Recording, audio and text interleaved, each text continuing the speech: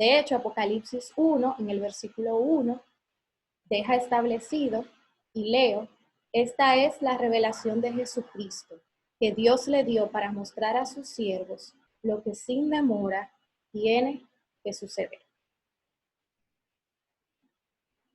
Apocalipsis significa la revelación, significa revelación, como les decía, es el último libro del Nuevo Testamento y por ende de la Biblia, y presenta la culminación de todo lo que conocemos para entonces la aparición de un nuevo tiempo, que es una esperanza que nosotros los cristianos tenemos.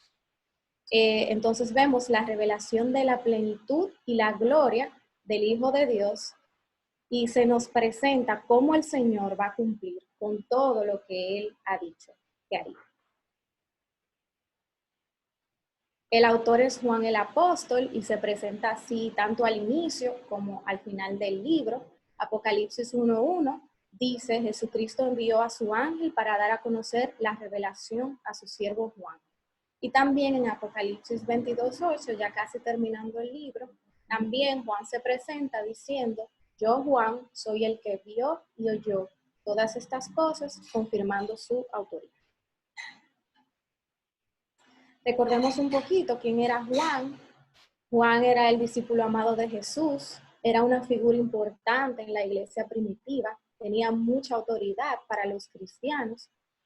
Y algo muy importante es que conocía muy bien la sociedad judía, cuáles eran sus tradiciones y sus prácticas y qué estaba sucediendo entre los cristianos en ese tiempo.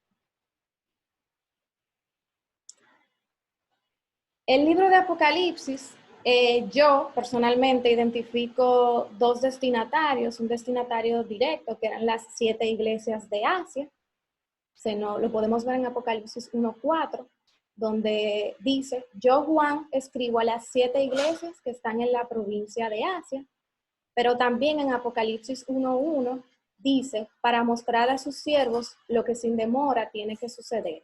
Entonces vemos cómo el mensaje de Apocalipsis se extiende a los siervos del Señor, no solamente para ese tiempo, sino también para el tiempo de hoy, entre los que nos encontramos nosotros como iglesia.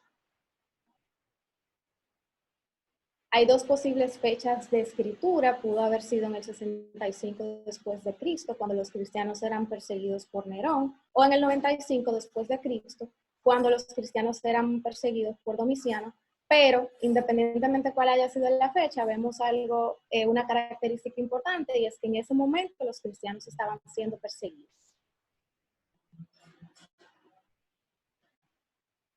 Se escribe en un momento en el que estaba en auge lo que era el culto imperial, que era vamos a decir, una práctica en el que la gente de los pueblos tenía que adorar al emperador aún en vida.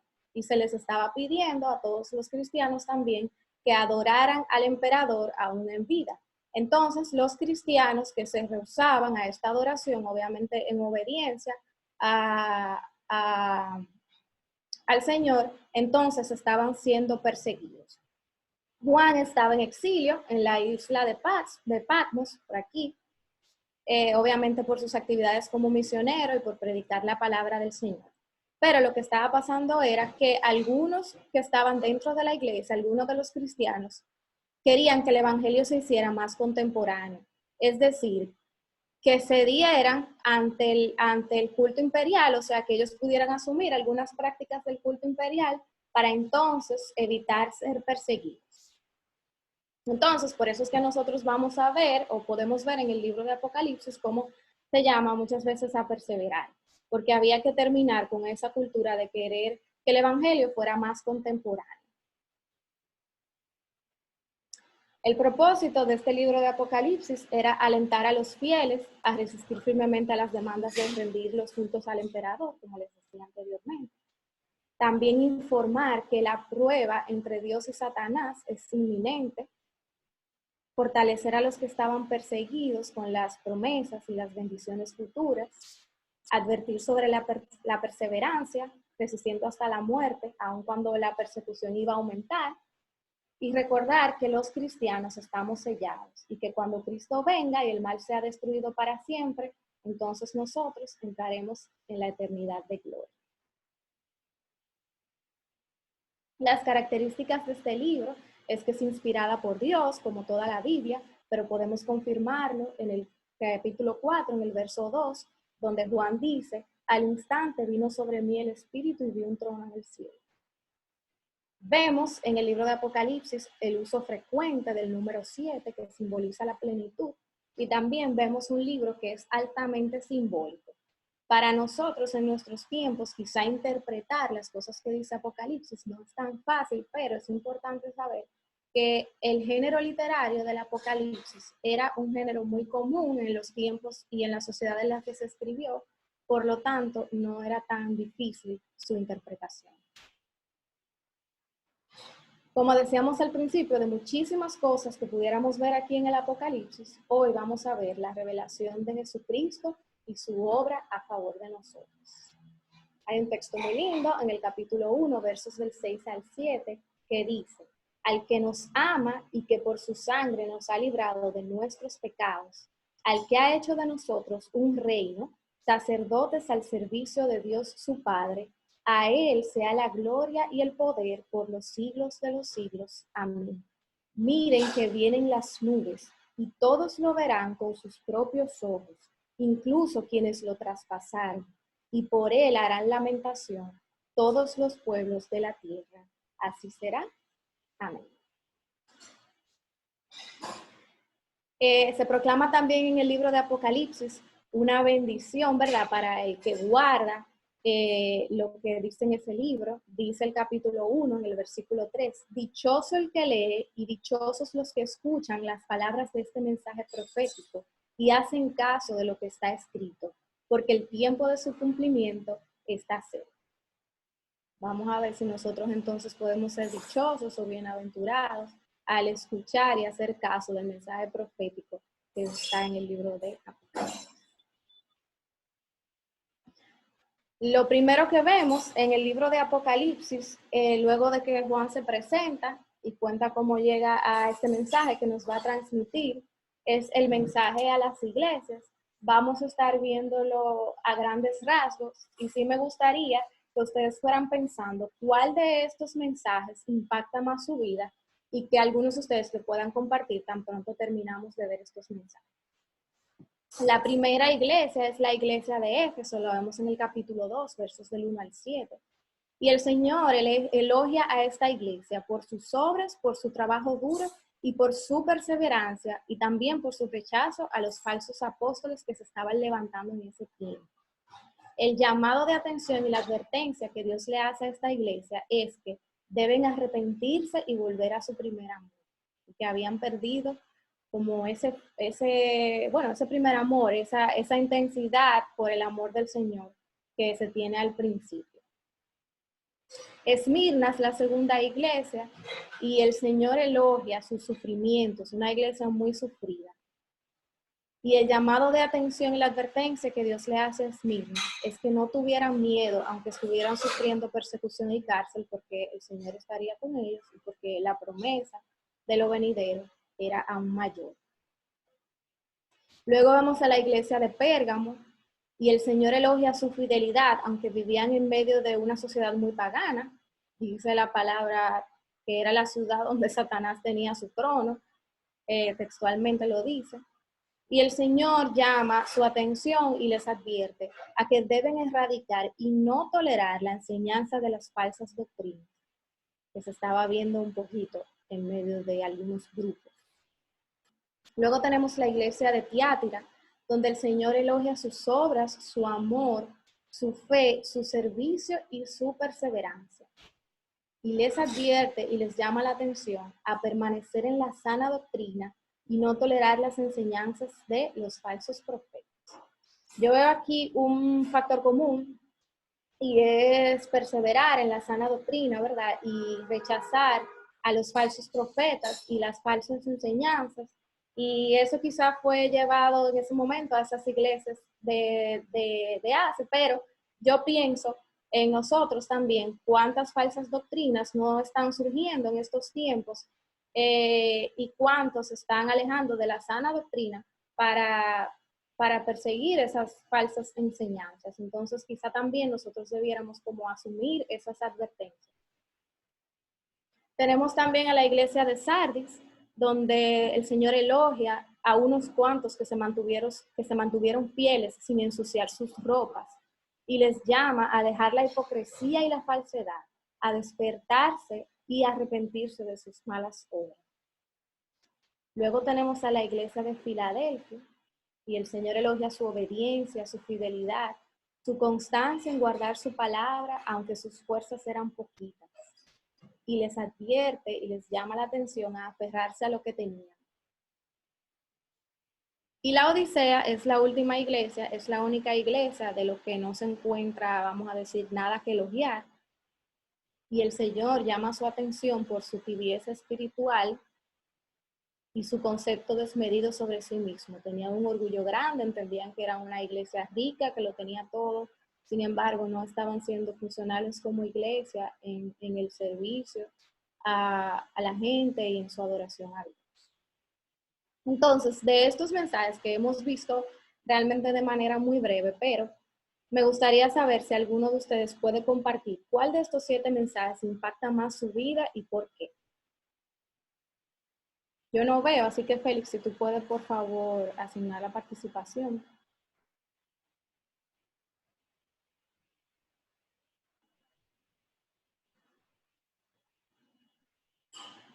Creo que no veo manos levantadas. No sé si hay alguien con algún... Ah, Jochi. Jochi. Yo me quedo con el primero, que es el de Éfeso. Particularmente, siempre le pido al Señor como tener esa pasión y ese fuego porque me parece que uno se va como haciendo, bueno, voy a hablar uno, yo me voy haciendo más técnico en el obrar, en el hacer y es como una especialización en servir, pero no voy creciendo en intimidad con el Señor al mismo tiempo que voy sirviendo. Y para mí ese es un mensaje claro de volver al primer amor. Ok, gracias, Jochi. Claudia tiene la mano levantada también. Me gustaba esa que dijo Jochi, pero en adición a esa, también me gusta el de Tiatira, que nos recomienda a que permanezcamos en la sana doctrina. ¿Por qué también me gusta esa? Porque con los tiempos que estamos viviendo y con todo lo que estamos viendo de mucha gente que dice ser cristiano, que habla mucho del Señor y que muchas veces lo que hemos aprendido como la verdad del Evangelio se puede ver en determinado momento mezclada con otras cosas. Es importante que como cristianos tengamos claro hacia dónde vamos y cuál es el centro de nuestro Evangelio, que es Jesucristo.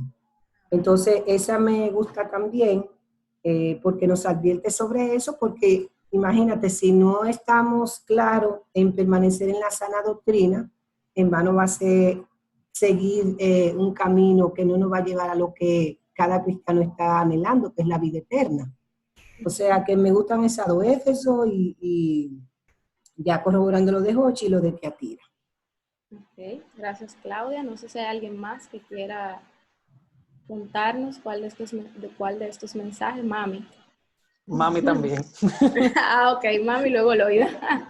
Bueno, a mí siempre me ha gustado la iglesia de Filadelfia, porque se refiere a una iglesia que tenía pocas fuerzas, no sé si era pocos recursos o pocas personas, pero sin embargo se refiere a ella como una iglesia que fue obediente, habla de la fidelidad y de la constancia en guardar su palabra, aunque tuvieran pocas fuerzas. Entonces el Señor los animaba a que se aferraran a lo que tenían, y para mí eso realmente llama mucho mi atención la iglesia de Filadelfia. Siempre me ha gustado mucho.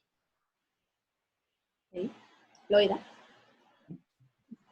Bueno, a mí realmente, claro, me llama la atención ya las que han dicho. La pastora coincidió conmigo, con la iglesia de Filadelfia, y pensamos igual. Pero también me llama la atención la de Pérgamo, que nos habla de cómo la fidelidad de ese pueblo, aunque vivían en medio de una sociedad muy pagana, es decir, se mantuvieron firmes al Señor en medio de esa sociedad pagana, es decir, que adoraban, me imagino, digo, que hacían adoración a otros dioses. Y bueno, nos asemejamos ahora, si lo ponemos en este contexto donde estamos viviendo, realmente nosotros estamos viviendo en una sociedad muy difícil, no solamente pagana, sino donde se hacen todo tipo de cosas, y el Señor, que el Señor nos ayude, de verdad, a permanecer fieles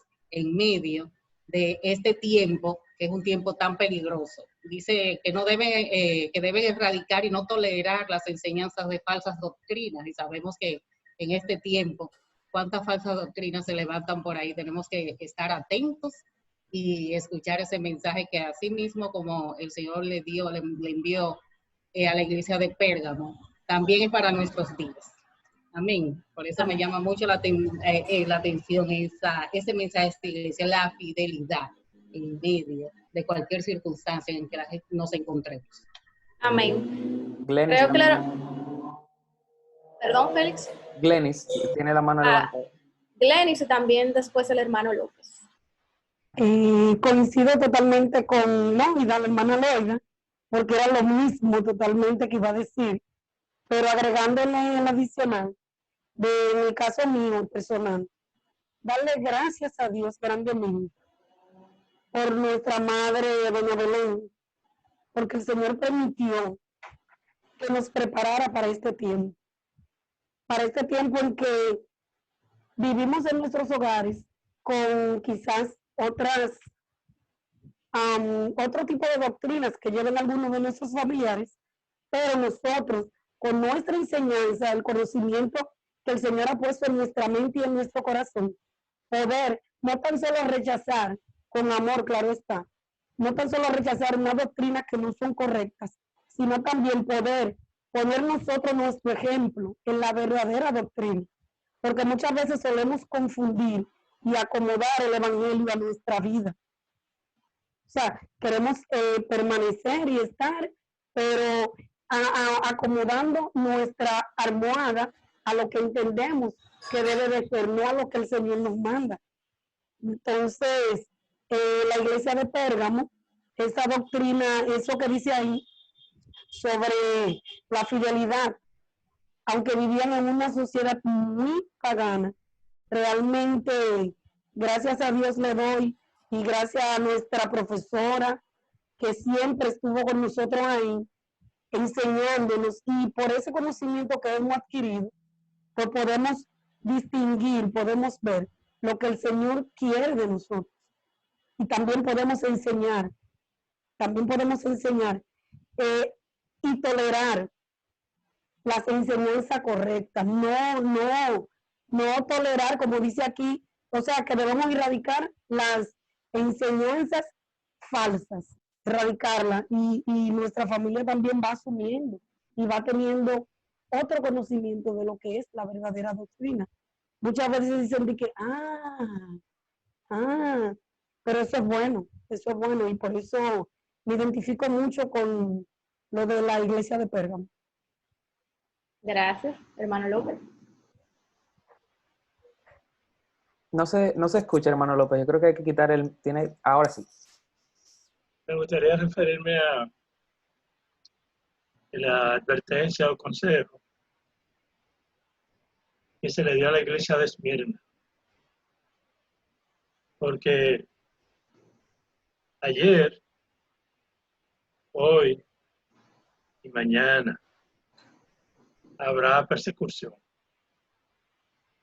Y bueno, ir a la cárcel Bueno, ir a la cárcel podría ser miedo a perder el trabajo, miedo a perder una relación, y que la posibilidad de mantenernos en la palabra y mantener un trabajo pudieran entrar en conflicto.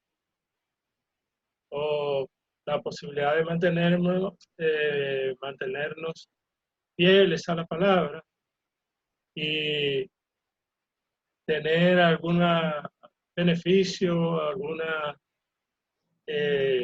prebenda, eso siempre está ahí. Hay muchos disuasivos que el enemigo de las almas hace que lleguen a uno para que uno se atemorice y entonces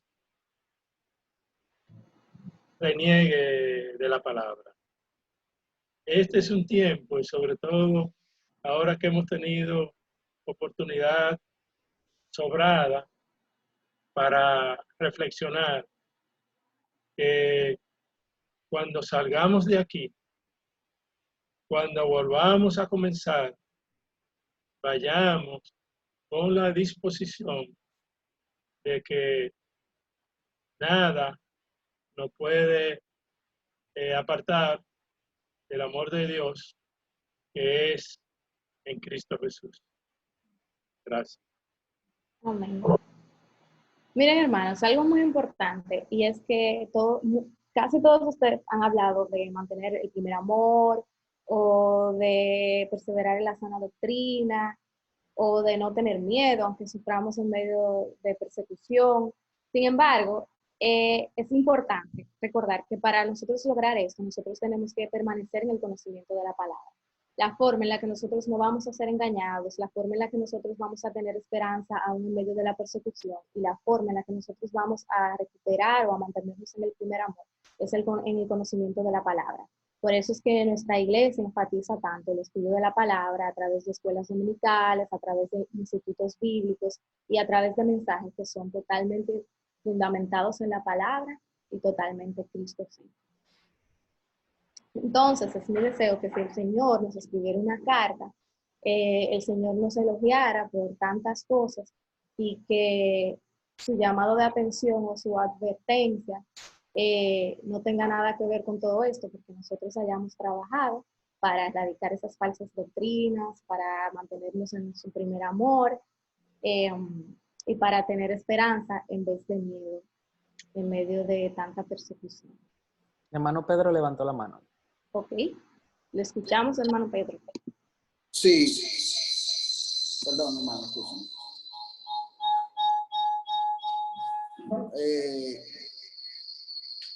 Me llama mucho la atención que en todos los mensajes a las iglesias hay un versículo que dice: el que tiene oído, oiga lo que el Espíritu dice a las iglesias. Y me parece a mí que en cada uno de los mensajes que mandan a las 7 iglesias hay algo o algunas cosas que nosotros tenemos que tener en cuenta, porque de algún lado nosotros necesitamos tener información. Y estas cosas que están pasando en estas iglesias, en algún momento podemos ser tentados a caer. Y es tan edificante el que el escritor diga en cada uno de los mensajes: el que tiene oído, oiga lo que el Espíritu dice a las iglesias. Es un mensaje universal, un mensaje para todos los que están escuchando la palabra de Dios. El que tiene oído, oiga. Entonces, debemos de tener eso pendiente. Eso es lo que a mí me llama mucho la atención de estos mensajes a las iglesias. Amén. Hermana Rafaela también levantó la mano, perdón. Oíste, Marcel. Sí, la escuchamos, hermana Rafaela.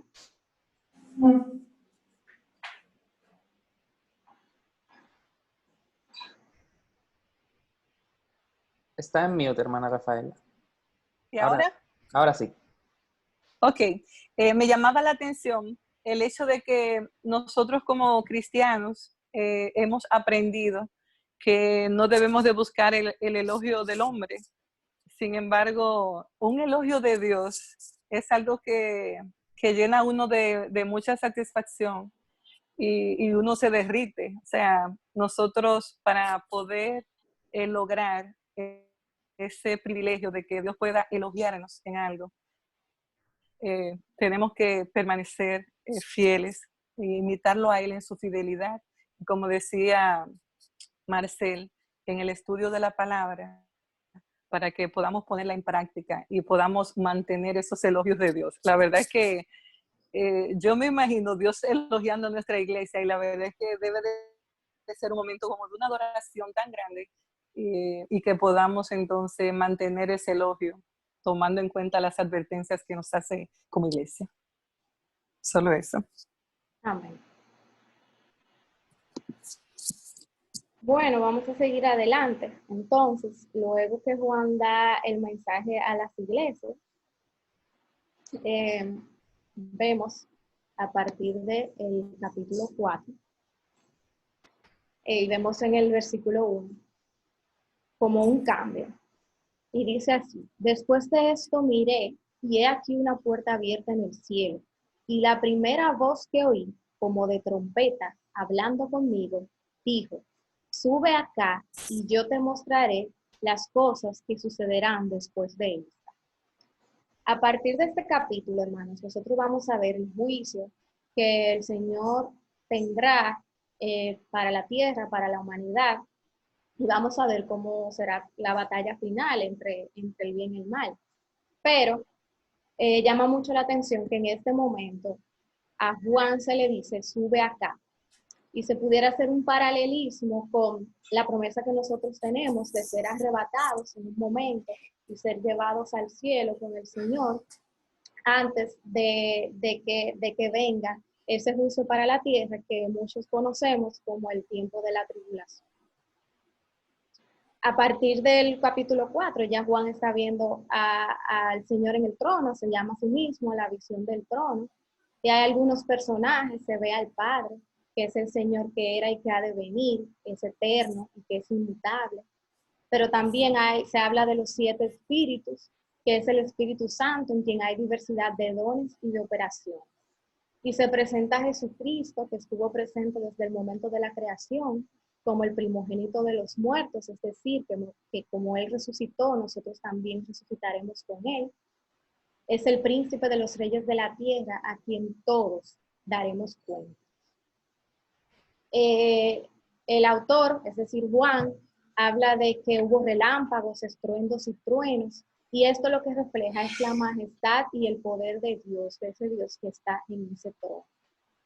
También en esa visión que él tiene del trono hay 4 seres vivientes y 24 ancianos adorando, que reflejan lo que nosotros viviremos cuando estemos allá con el Señor, que estaremos adorando todo el tiempo, diciendo santo, santo, santo es el Señor, dándole la honra, diciendo que digno es el Señor.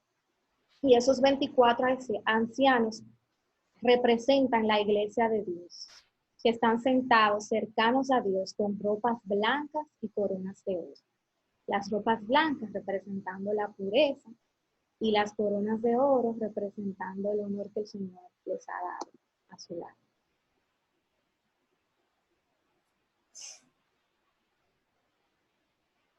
Entonces, luego de eso, como les decía, vamos a ver a Jesucristo como juez y se representa con 3 símbolos que son 7 sellos, 7 trompetas y 7 copas. Los 7 sellos, nos dice la palabra, que son los propósitos secretos de Dios que iban a ser revelados. Y dentro de los primeros 4 vemos unos caballos con unos jinetes que tienen una responsabilidad. El caballo blanco se refiere a un tiempo de victoria y paz. Y el caballo rojo ya se refiere a un tiempo de guerra, persecución y división. El caballo negro habla de hambre y pobreza espiritual. Y el caballo amarillo sobre muerte y destrucción. Muchos de los estudiosos piensan que esto se refiere a los diferentes tiempos de la iglesia, el tiempo de Victoria y Pascua, el tiempo de Jesucristo, cuando vino y murió, entonces se inició la iglesia, y luego se habla de un tiempo de guerra y persecución y división, que son los tiempos que se han vivido entonces desde que se empezó a perseguir la iglesia. Se habla de que habrá un momento de pobreza espiritual hasta que finalmente llegue la muerte. Luego vemos en el sello número 5 a los mártires de la fe, a quienes se les entregan ropas blancas. Son aquellos que han muerto por predicar la palabra del Señor, y a quienes en la visión de Juan el Señor le entrega ropas blancas, lo que significa santidad y pureza. Luego, a partir en el sello 6, vemos una alteración de la naturaleza. Y vemos cómo aquí ya se declara el fin y el juicio. Y dice el capítulo 6, el verso 17, porque ha llegado el gran día del castigo. ¿Quién podrá mantenerse en pie? Y aquí vemos cómo se cumplirá la promesa de que el Señor termine con todo lo que es la maldad y con que todos tendremos que dar cuenta al Señor. En el sello número 7 se ve el incensario de oro, que son las oraciones de todo el pueblo de Dios, que definitivamente tienen un impacto y mueven el obrar del Señor a favor de su pueblo.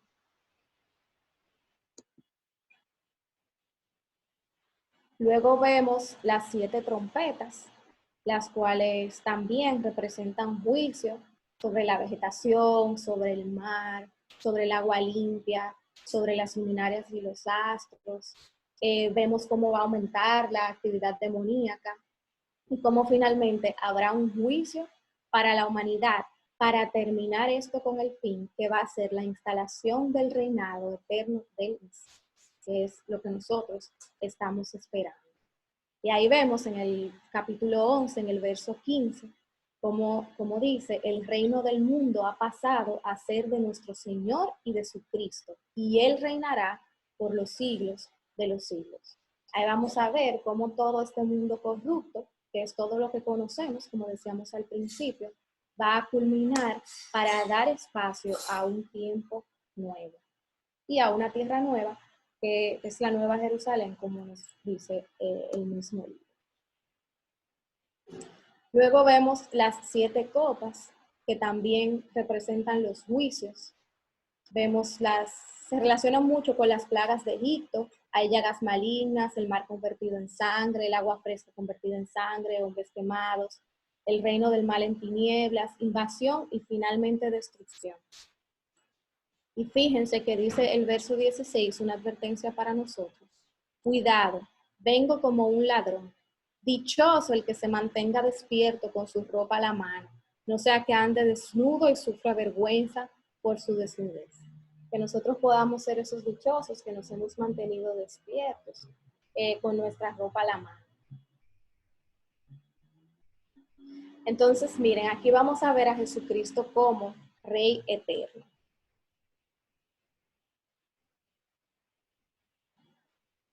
Digno eres, Señor y Dios nuestro, de recibir la gloria, la honra y el poder, porque tú creaste todas las cosas. Por tu voluntad existen y fueron creadas. Grandes y maravillosas son tus obras, Señor Dios Todopoderoso. Justo y verdadero son tus caminos, Rey de las naciones. Al que está sentado en el trono y al Cordero, sea la alabanza y la honra, la gloria y el poder por los siglos de los siglos. Aleluya, ya ha comenzado a reinar el Señor, nuestro Dios Todopoderoso. Alegrémonos y regocijémonos y démosle gloria. Ya ha llegado el día de las bodas del Cordero. Su novia se ha preparado y se le ha concedido vestirse de lino fino, limpio y resplandeciente. 2 personas que se animen a elevar una oración de honra y adoración a nuestro Señor en este momento.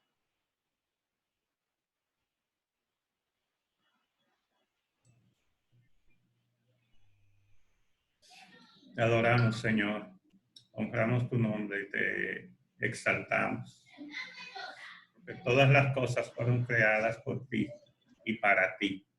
Alabado tu nombre para siempre, Señor. Deseamos, anhelamos ese día cuando tú seas coronado para siempre.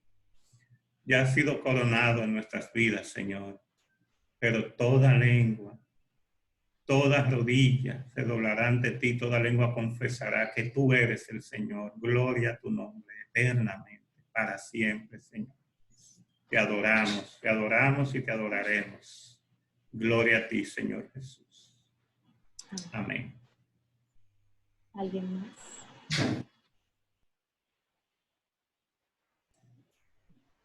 Señor Jesús, te seguimos adorando. Te damos gracias, Señor, por tus misericordias. Gracias.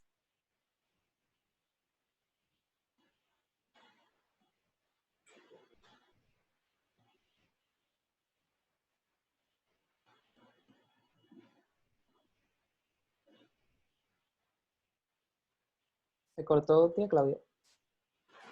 Sí.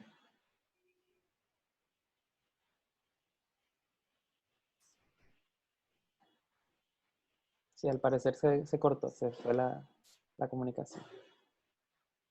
Bueno, pero sabemos que el Señor escuchó su oración, o está escuchando su oración. Amén. Vamos a seguir adelante para entonces Veo que la ver. hermana Rafaela levantó la mano. No sé. Sí, Rafaela, ¿la escuchamos? No, era para hacer la oración, pero ya Claudia entonces la hizo. Pero puede hacerla, Ok, hermana.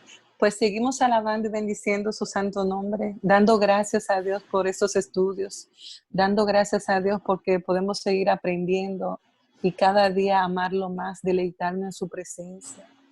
Que toda rodilla se doble, que nosotros podamos siempre estar postrados en adoración y en agradecimiento al gran Padre Celestial. Gracias, Señor, por su fidelidad. Bendito y alabado seas por siempre, Señor. Amén y amén. Amén. Gracias. Entonces seguimos, como yo les mencionaba, ahora vemos la Nueva Jerusalén. En el verso 21 ya hay un cambio de tema, ya se acabó el juicio. Ahora vemos ese tiempo nuevo. Y voy a leer versos del 1 al 5 y me gustaría que 3 personas luego me comenten una promesa que encuentran en este texto. Después vi un cielo nuevo y una tierra nueva, porque el primer cielo y la primera tierra habían dejado de existir, lo mismo que el mar. Vi además la ciudad santa, la nueva Jerusalén, que bajaba del cielo, procedente de Dios, preparada como una novia hermosamente vestida para su prometido. Oí una potente voz que provenía del trono y decía: aquí entre los seres humanos está la morada de Dios. Él acampará en medio de ellos y ellos serán su pueblo. Dios mismo estará con ellos y será su Dios. Él les enjugará toda lágrima de los ojos. Ya no habrá muerte ni llanto, ni lamento ni dolor, porque las primeras cosas han dejado de existir. El que estaba sentado en el trono dijo: yo hago nuevas todas las cosas. No sé quién quisiera compartir alguna promesa que encuentran en este texto.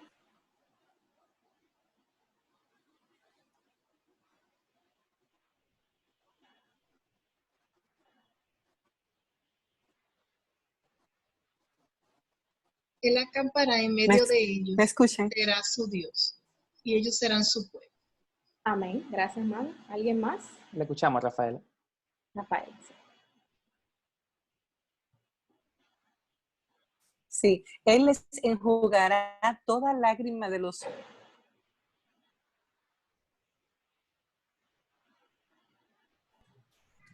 ojos, llanto, ni lamento ni dolor.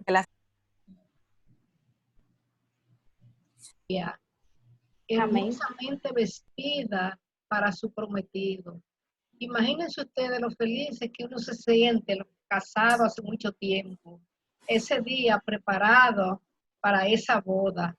Pues todavía esa preparación para el encuentro con el Señor será más gloriosa y esperamos ese día, vestido esperando a nuestro Señor.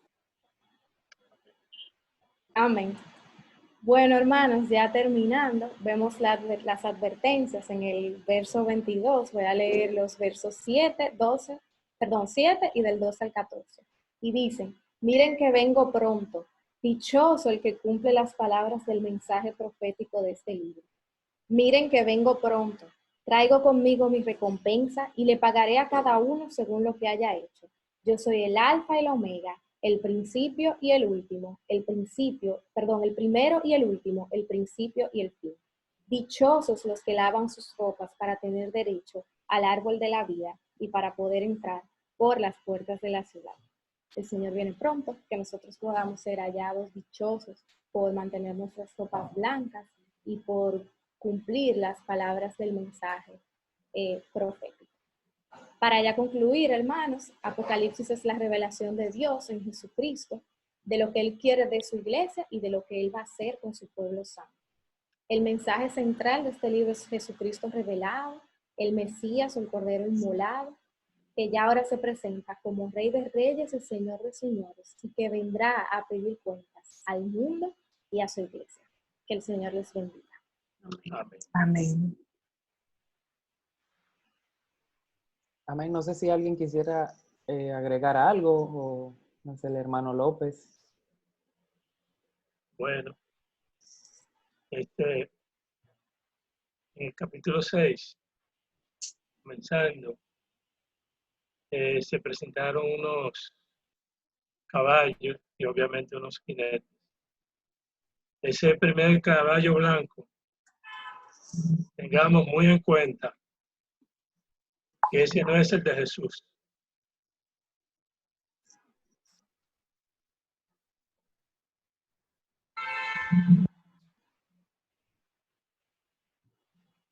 ¿Alguien más?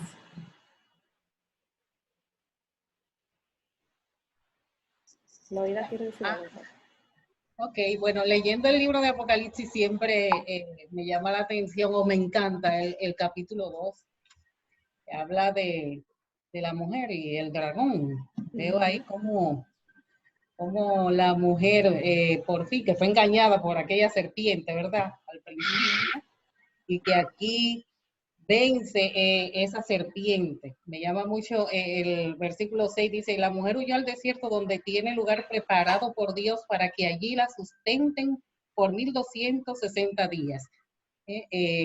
Donde la mujer encontró sustento en medio del ataque del enemigo, de ese dragón. Y también me llama la atención de ese capítulo, el versículo 14, dice, y se le dieron a la mujer las dos alas de la gran águila para que volase delante de la serpiente al desierto, a su lugar donde es sustentada por un tiempo y tiempos y la mitad de un tiempo. Y la serpiente arrojó de su boca tras la mujer agua como un río para que fuese arrastrada por el río, pero la tierra ayudó a la mujer, pues la tierra abrió su boca y tragó el río que el dragón había echado de su boca. Me gusta mucho, el capítulo es amplio, pero me gusta mucho porque ahí vemos por fin cómo la mujer, la visión que le dio el Señor a Juan, de cómo la mujer venció esa serpiente por la cual fue engañada al principio, que también el Señor venció el pecado, ¿verdad? De todos nosotros. Amén. Amén. Hay que leerlo para entenderlo mejor. Apocalipsis es muy rico, como yo les decía al principio, quizá en un espacio como este no nos daría tiempo como ver todas las cosas que pudiéramos ver. Hoy vimos solamente como pinceladas, quizás en otro momento pudiéramos abocarnos a un estudio un poco más profundo. Vamos a orar para terminar, porque en un momentito, en unos minutos, tendremos ya el culto. Si mami puede orar para finalizar. Padre, te alabamos, te bendecimos y agradecemos este tiempo, Señor, de aprendizaje, Señor. Permite que nosotros mismos podamos, Señor, disponernos a conocer este aspecto tan importante, sobre la escatología, Señor, acerca de tu venida, acerca de los últimos tiempos. Y que podamos, Señor, pues reafirmarnos, firmarnos en ti, Señor. Y como yo decía al inicio de la oración, este es un tiempo, Señor, de esperarte con gozo, Señor, con alegría en nuestros corazones. Gracias, Señor, por tu palabra. Gracias por cada uno de mis hermanos una vez más. En el nombre de Jesús oramos. y te damos gracias. Amén y amén. Amén. Bueno, ya yo envié el link para nuestro culto, así que recuerden tener sus elementos para la Santa Cena el día de hoy. Y nos vemos en el culto. Nos vemos ahorita. Nos vemos ahorita. Amén. Bye. Bye bye. Gracias.